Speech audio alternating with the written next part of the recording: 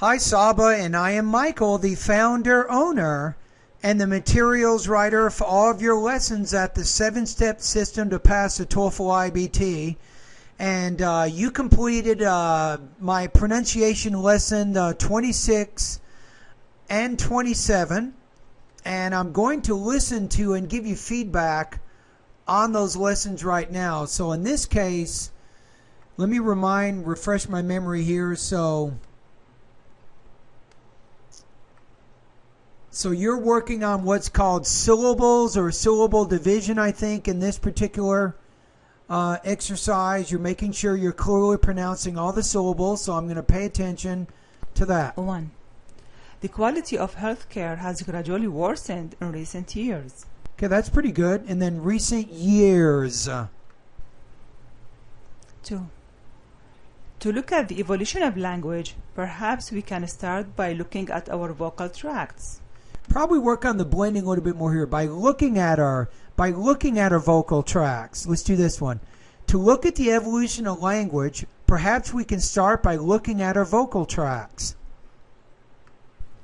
3. Before the invention of Heimlich maneuver, choking on food was a common cause of accidental death in humans. Exactly. 4. Now, don't overdo the tone. You don't have to have rising tone on everything, but you're very close to my intonation lessons, but you'll learn more about intonation later on, but you're doing a good job on that. Astrophysicists noticed years ago that the shape and motion of galaxies and other objects cannot be explained with visible matter.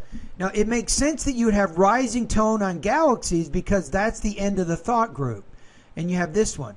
Astrophysicists noticed years ago that the shape and motion of galaxies and other objects cannot be explained with visible matter. So basically, after each thought group, you have one here, you have one here, and then you have the one at the very end of the sentence. So basically, with each thought group, the final word in each thought group, in this case, ago, galaxies, and then matter, the thought groups which precede the final thought group, the final word in each thought group should have rising tone. 5. A thesis is a generalization an author is attempting to prove valid.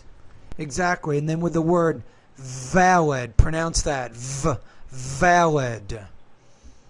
Okay, let's keep going to, you're going to listening exercise 27, exercise 1. 1. Mesoscale convective system. Now I have to figure out where that is. Hold on a second. Notice the vocabulary level in some of these. I tried to make it.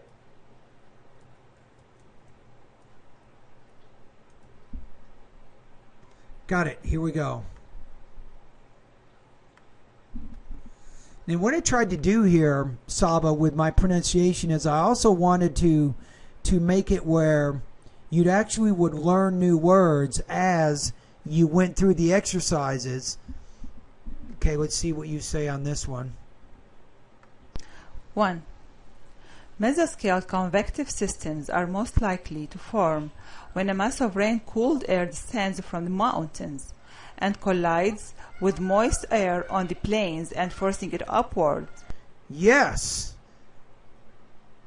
This is good. This is very good pacing on this one. I thought you did a great job with forming your thought groups.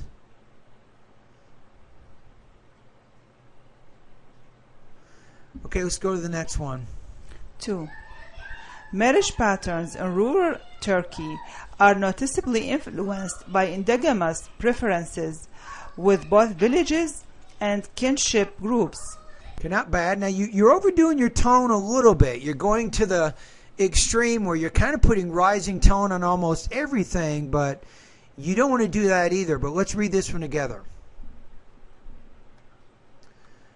Marriage patterns in rural Turkey are noticeably influenced by endogamous preferences within both villages and kinship groups.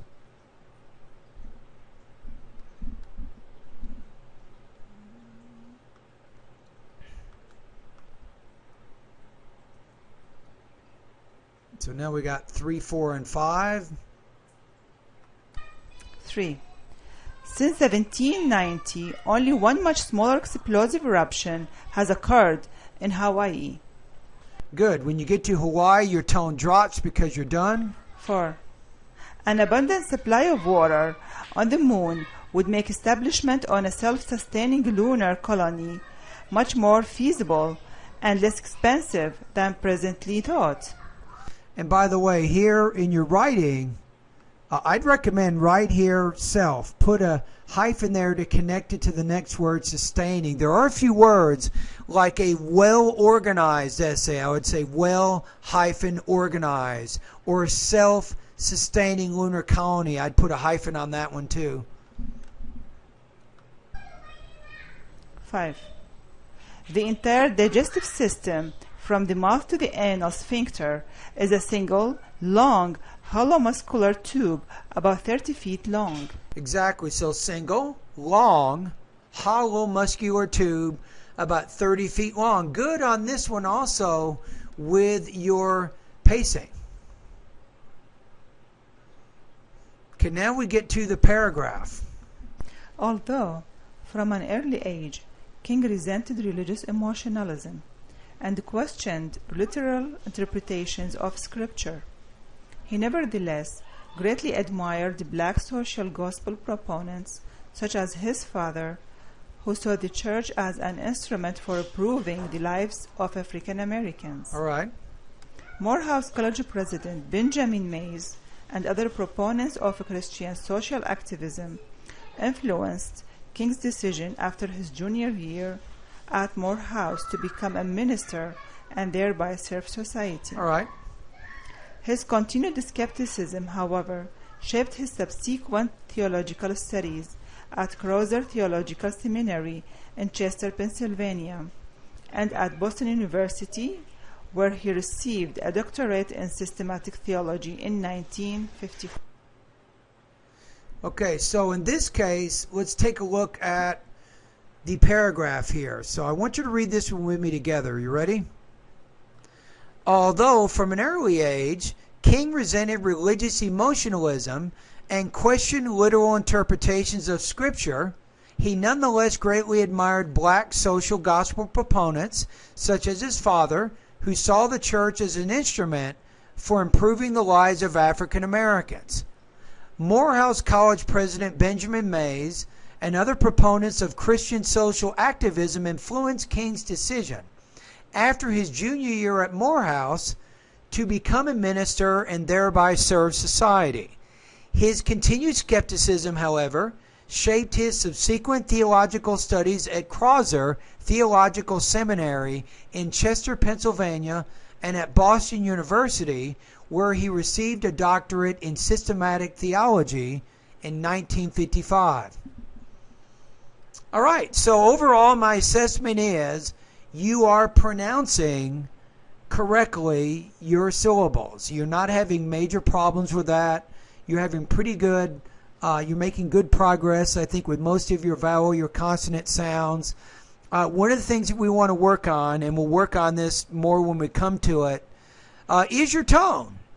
So you're moving over to where you're using it a little bit too much to where you weren't doing it at all. And what we have to do here is find a medium between using the appropriate tone that a native speaker would use in similar situations. Now, I'm going to be honest with you. This is not easy. This is some very complicated aspects of second language acquisition.